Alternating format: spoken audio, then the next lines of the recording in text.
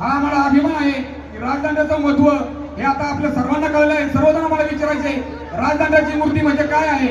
त्याच्या मागचं सफर हेच आहे की छत्रपती शिवाजी महाराजांनी 18 बगल जाती एकत्र करून, सर्व जाती धर्माचे लोक एकत्र करून सार्वभौमत्व राज्य त्या ठिकाणी स्थापन केलं। तेव्हा रयतेचे राज्य आले, तेव्हा छत्रपती शिवाजी महाराजांनी तो राजदंड आपल्या हातात घेतला। आणि सर्वांना सांगायला अतिशय आनंद होतोय की रायरे शहरावर छत्रपती शिवाजी महाराजांनी जी शपथ घेतली होती, ती शपथ ज्या जंगम स्वामींच्या हस्ते घेतली होती, त्यांच्या 13व्या वंशाच्या हस्ते आज या ठिकाणी राजदंडाचं पूजन त्या ठिकाणी केलेलं आहे। 250 वर्षापूर्वीचा राजदंड आपल्याला या ठिकाणी नलवडे यांनी आणून दिलेला आहे।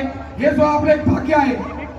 सांगायचं म्हटलं तर आज एवढा आनंद होतोय की मला आणि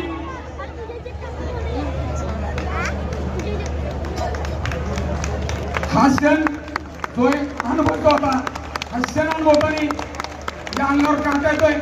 छत्रपती शिवाजी महाराजांचं गाणं जरी लागलं कुठं तर रात्रभर झोप यायची नाही मला। हे माझ्या मागे कधी कुठं